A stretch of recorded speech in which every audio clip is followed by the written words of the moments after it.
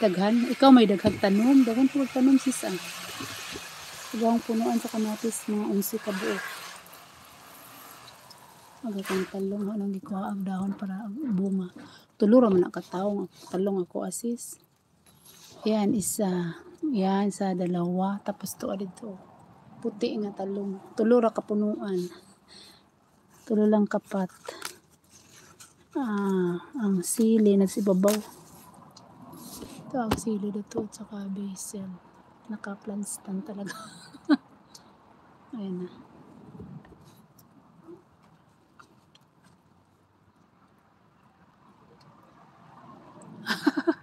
Nag-winter na nakabunga. Dapat in advance mo ng kuan. Kanang kuan pa ba?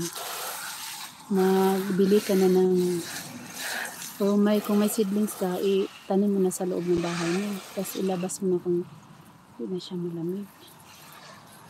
Yan, nilagay ko sa balde. Kasi nga, galing yan sa itong mga puti na yan, galing yan sa sa barn. Dinala ng asawa. Hindi naman po kinabangan. Kaya kami mag-reconnecting na naman. Oo, seeds. Pwede magtanim ka ng seeds. Kaya advance mo siya doon sa loob ng bahay mo. Diyan sa loob ng bahay mo. Ito kasi, hindi ako nakapag-seeds ng talong. Kaya bumili lang ako ng 3 piraso. Basta lang mayroon ba. Dati ang dami kong tanim na Meron pa akong sis. Yung mga lettuce ko kasi, yan. Galing yan dito Kasi marami akong lettuce last year. Ayan pa nga yung iba. Nandun. Sa ilalim ng kamatis. Siya? Seeds ba siya? Pina-seeds ko siya hanggang, nireplant ko na lang siya dyan. Hindi na ako bumili ng seedlings ng lettuce. Dalawang klase yan. Romaine at saka yung isang kulot. Hindi ko familiar yung niya, seeds na yan. Nag-work ka na? Nasa work ka na sis? Sige lang. Nag-ano lang ako. Nag-live hanggang na-pay oras na. Okay. Mamaya wala na, busy naman.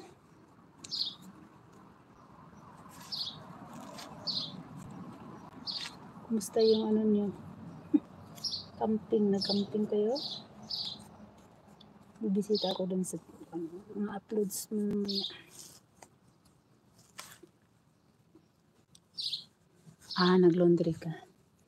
Kung hindi ko pa naisampay ang laundry ko. Mainit. Hindi ako nagda-dryer. Isampay ko din mamaya. Tapos ko nang malabhan.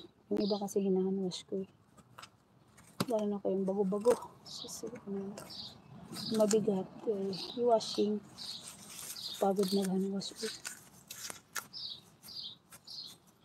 Sige lang sis. Thank you.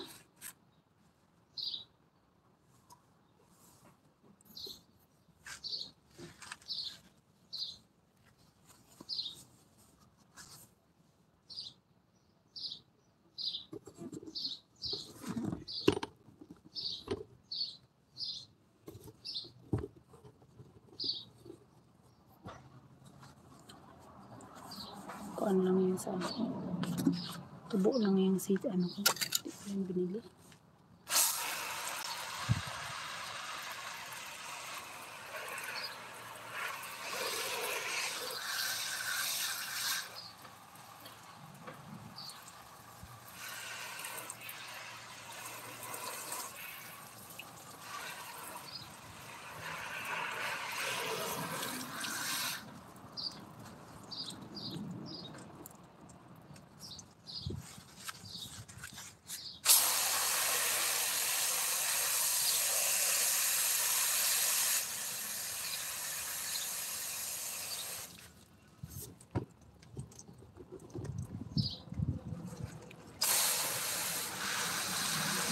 Diesel.